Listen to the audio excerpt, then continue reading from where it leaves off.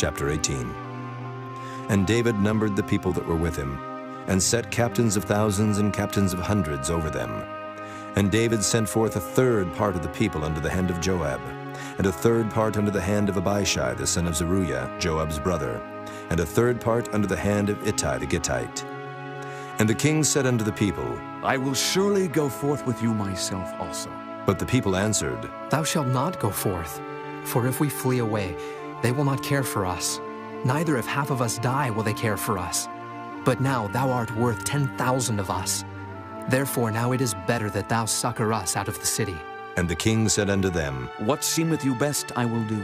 And the king stood by the gate side, and all the people came out by hundreds and by thousands. And the king commanded Joab and Abishai and Ittai, saying, Deal gently for my sake with a young man, even with Absalom. And all the people heard when the king gave all the captains charge concerning Absalom. So the people went out into the field against Israel. And the battle was in the wood of Ephraim, where the people of Israel were slain before the servants of David. And there was a great slaughter that day of 20,000 men. For the battle was there scattered over the face of all the country. And the wood devoured more people that day than the sword devoured. And Absalom met the servants of David. And Absalom rode upon a mule. And the mule went under the thick boughs of a great oak. And his head caught hold of the oak, and he was taken up between the heaven and the earth, and the mule that was under him went away. And a certain man saw it, and told Joab, and said, Behold, I saw Absalom hanged in an oak. And Joab said unto the man that told him, And behold, thou sawest him? And why didst thou not smite him there to the ground? And I would have given thee 10 shekels of silver and a girdle. And the man said unto Joab, Though I should receive 1,000 shekels of silver in mine hand, yet would I not put forth mine hand against the king's son.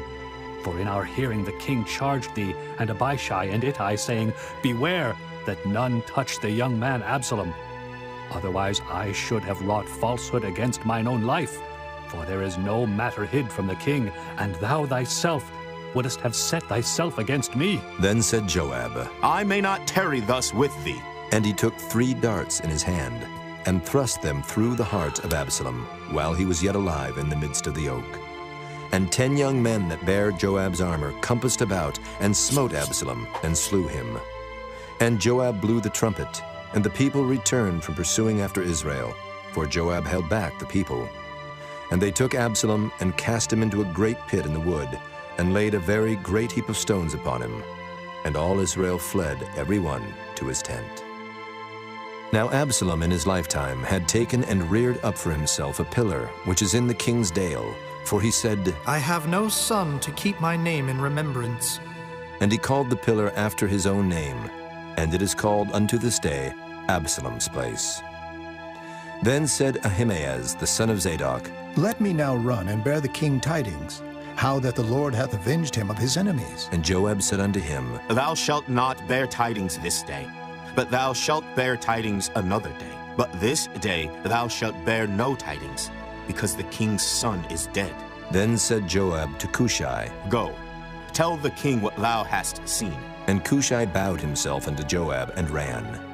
Then said Ahimaaz the son of Zadok yet again to Joab, But howsoever, let me, I pray thee, also run after Cushai. And Joab said, Wherefore wilt thou run, my son, seeing that thou hast no tidings ready?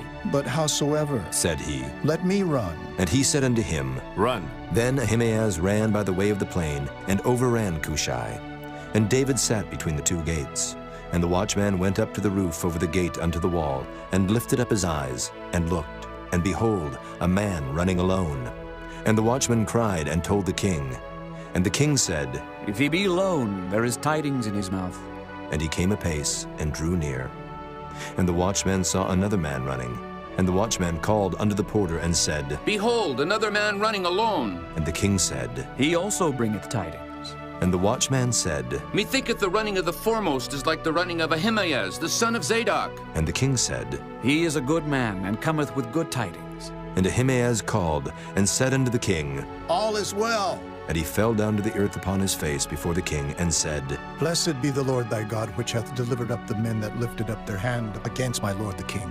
And the king said, Is the young man Absalom safe? And Ahimaaz answered, When Joab sent the king's servant, And me thy servant, I saw a great tumult, but I knew not what it was. And the king said unto him, Turn aside and stand here. And he turned aside and stood still. And behold, Cushai came. And Cushai said, Tidings, my lord the king, for the Lord hath avenged thee this day of all them that rose up against thee. And the king said unto Cushai, Is the young man Absalom safe? And Cushai answered, The enemies of my lord the king, and all that rise against thee to do thee hurt, be as that young man is.